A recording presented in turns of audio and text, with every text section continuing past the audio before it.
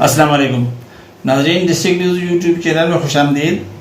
ناظرین، آج کے پروگرام کا آغاز میں پاکستان کی مسلح افواج کو خراج تحسین پیش کرنے سے کرتا ہوں، اور وہ یہ اس لیے کہ انہوں نے 9 مئی کو انتہائی نظم و ضبط اور صبر و تحمل کا مظاہرہ کیا۔ یقینی بات ہے کہ GHQ اور کور کمانڈر کا جو ہے وہ فوج کے عزت اور وقار کی علامات ہیں، اور ان پر کسی بھی طرح سے حملہ آور ہونا، خواہ نقصان ہوا ہو یا نہ ہوا ہو، یہ پوری قوم کے لیے شرمندگی کا باعث ہے۔ یہ جو صورتحال ہوئی ہے عمران خان کی گرفتاری کے بعد PTI کے مظاہروں میں، تو PTI کی جو لیڈرشپ ہے وہ جو ٹی وی پر ہم جو سن رہے ہیں ان سے آج اور کل کے 2-3 دنوں سے، وہ یہی کہہ رہے ہیں کہ ان حملوں سے ان کا کوئی تعلق نہیں ہے، اور ان کا جو احتجاج ہے وہ پرامن ہے، اور یہ سازش ہو رہی ہے ان کے خلاف۔ یقینی بات ہے ان کے اس بیان کو نظر انداز نہیں کیا جانا چاہیے، اور جو لوگ خود کو تشدد سے اور قتل و غارت گری سے اور جلاؤ گھراؤ سے دور رکھ رہے ہیں، ان کی حوصلہ افزائی ہونی چاہیے۔ لیکن ان کے ساتھ ساتھ اگر کسی لیڈر کے خلاف یہ ثبوت موجود ہے کہ اس نے لوگوں کو اکسایا ہے مسلح افواج پر حملے میں یا تشدد کے لیے، جیسا کہ ہم بعض ویڈیو لیکس میں سن رہے ہیں، بلا تعامل ان کے خلاف قانونی کارروائی ہونی چاہیے۔ لیکن جو صرف جمہوری حق استعمال کرنا چاہتے ہیں ان میں امتیاز اور فرق ضروری ہے۔ لیکن جہاں تک یہ سازش کی بات ہے تو اس میں مجھے کچھ دال میں کچھ کالا نظر آتا ہے۔ اس کی وجہ یہ ہے کہ ابھی چند یوم پہلے PTI کے ایک لیڈر نے یہ بیان دیا کہ عمران خان اور جنرل عاصم منیر کو ایک کمرے میں بٹھا دیا جائے،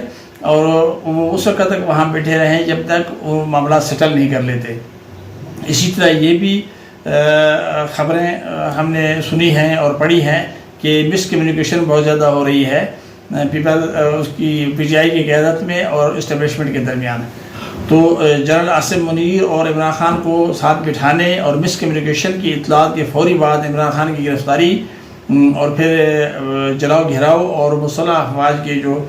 تنصیبات ہیں حملوں کے پیچھے یقینی بات ہے کہ کوئی کہانی ایک نظر آتی ہے، کیونکہ ہمارا جو ماضی ہے وہ ایسی چیزوں کا آئینہ دار ہے، اور کئی اس طرح کی چیزیں ماضی میں ہوئی ہیں ہماری نزدیکی تاریخ میں، لیکن جس کا ملک کو اور قوم کو بہت زیادہ نقصان پہنچا۔ مثال کے طور پہ پیپلز پارٹی کو توڑنے کے لیے سندھ میں MQM کھڑی کی گئی، اور اس کے ناز نخرے پہلے اس حد تک اٹھائے گئے کہ بات جناح پور تک جا پہنچی، اور پھر الطاف حسین کو جلاوطنی اختیار کرنا پڑ گئی۔ دوسری مثال میں دیتا ہوں بلوچستان سے، جب نواب اکبر بگٹی جنرل پرویز مشرف سے ملاقات کے لیے تیار ہو گئے تھے اور ان کو لینے کے لیے تیار بھی پہنچ گیا تھا سوئی کے ایئرپورٹ پہ، لیکن پھر اچانک انہیں وہاں سے واپس کر دیا گیا، اور اس طرح ان کی توہین کی گئی۔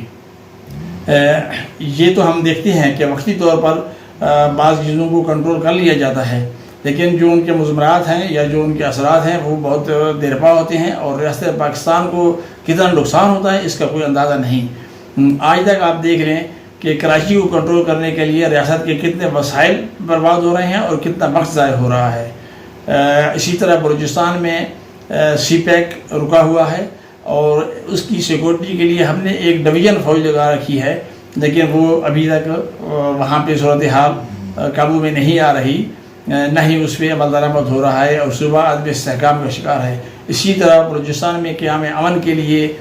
اور وہاں پہ استحکام کے لیے ریاست اور صوبے کو کتنے وسائل خرچ کرنا پڑ رہے ہیں یا کتنا جانی و مالی نقصان ہو رہا ہے، اس کی طرف کسی کی توجہ نہیں ہے۔ حالانکہ یہ اہم ترین چیزیں ہیں۔ پاکستان ایک غریب ملک ہے، قرضوں پر ہمارا گزارا ہے، لیکن ہم اس طرح کی چیزیں جو یقینی بات ہے میرے نزدیک یہ چیزیں ایسے لوگ کرتے ہیں جن کی انا پاکستان سے بڑی ہوتی ہے، اور جن کے جو ذاتی مفادات ہیں وہ قومی مفادات سے زیادہ ان کو ترجیح دیتے ہیں۔ وہ یہ ایک مشکل صورتحال ہے اور اس کے ازالہ ہونا چاہیے۔ اس وقت اگر یہ بات ہو رہی تھی کہ جنرل عاصم منیر کو اور عمران خان کو ساتھ بٹھایا جائے، تو اس کا مطلب یہ تھا کہ اسٹیبلشمنٹ سے جو